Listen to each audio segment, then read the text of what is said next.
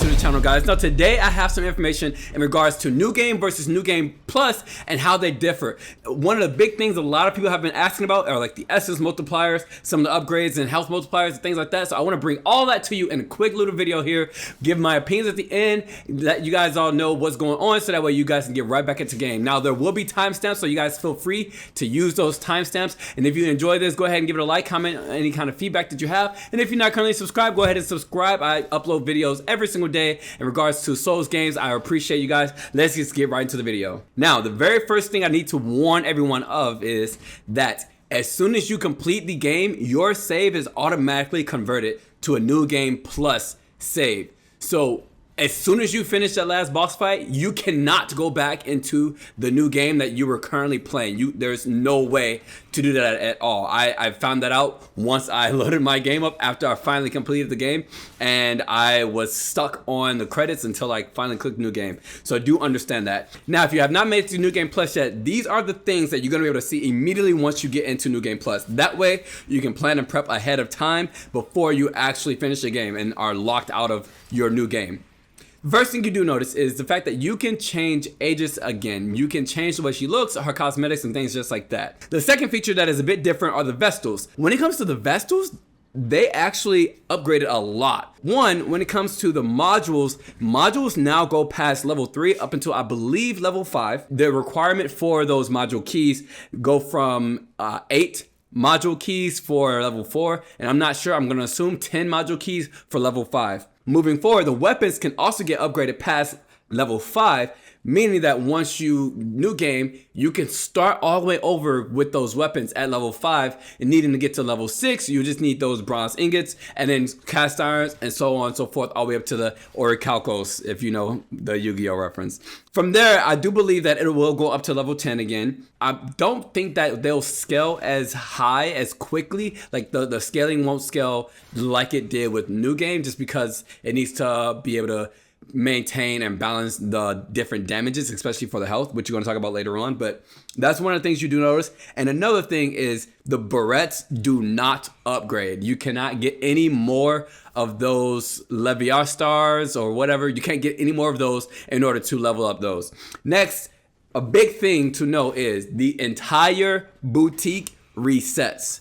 So if you're not in New Game Plus just yet, make sure you purchase everything that you want to purchase, all the improved grenades, all of the weapons, any kind of extra clothing items, anything that's in the shop at that point, any kind of extra weapon upgrades, things like the orichalcos or the bronze, all of those things, purchase before going into New Game. Purchase before finishing your final boss fight. With that being said, something that I've also noticed I want to kind of bring up that's aside from Vestals is the movement. The special movements are gone from New Game. The ones that you had to progress to in order to find, like the zip line or the jump, dash, those kinds of things, they're gone. You start back from not having any of that, and you have to progress in the game once again to get access to those special movements. Now here's what I want to give some of the scaling values for the essence and the HP multipliers, which I know a lot of people have been talking about. Now the testing that I did for this is only in the very early game. It's just in that very first area before you get to Paris. So it's including the enemies and the mini bosses there. So just do understand that these numbers are also not exact because it's very difficult for me to see the amount of damage at that last hit, but they are pretty closely accurate, so you can rely on that. However, the purpose of these damage numbers and essence drops aren't necessarily for you to see the actual damage number. It's for you to see how they scale and what they might scale like continuing on to New Game 2, 3, 4, and so on and so forth. Now the first thing we have is the essence multiplier. And of our 5 enemies, they typically dropped around either 70 or to about 100 if they were basic enemies. If they were like an armored enemy, for instance, like the Lancer Spear, he drops about 267 in the very first game, and then the bosses dropped around 700 to 850 as well. Now, when it comes to New Game, the scaling that I found was absolutely crazy.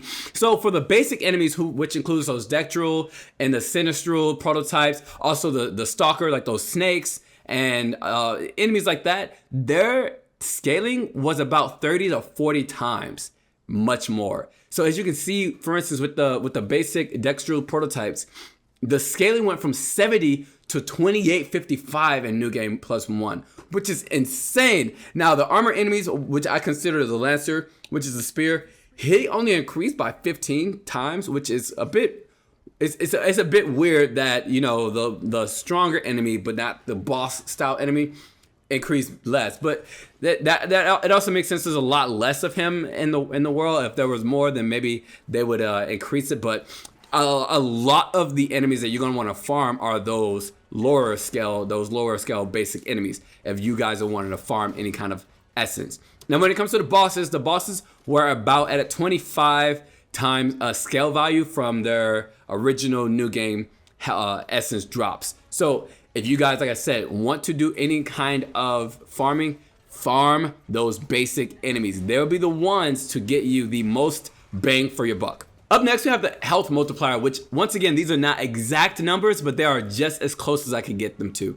So we have those same enemies. For the most part, a lot of the enemies kind of range around that 2 times scaling. So I'm not sure if they're gonna do 2 times scaling for each one, if they're gonna do 2 times New Game or 2 times the last one, or whatever they might do, whether it goes exponential. So maybe in New Game Plus 2, maybe it'll be times 4 more. But I would think that they would hopefully probably do times 4 more, then times 8 more, or scale it in a much higher way. But for those base enemies, we did have about 2.4 times health.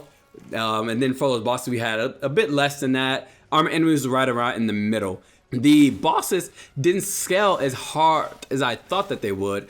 I figured that they would have probably scaled around times 3, but it was only 1.75, so almost half of what I guessed that they would scale for. Now, while we're talking about scaling and individual stats like that, I did want to briefly talk about the loot drops. So when it comes to New Game versus New Game Plus, there are additional items that you guys can earn. As we know, there are new items and special items and whatnot. And now with the addition of extra modules in the game, we can get new modules and new upgraded modules. So when I was fighting that final Lightning Ram boss in New Game Plus, I received the same rewards as I did from New Game, in addition to a bronze ingot, cast iron, and a grade 4 module, which is something that you can expect to see probably a lot more throughout the progression of your New Game Plus, is seeing the original rewards from New Game, and then on top of that, rewards for this game's progression. Now, here's what I'm gonna give my opinions on New Game Plus's changes and differences.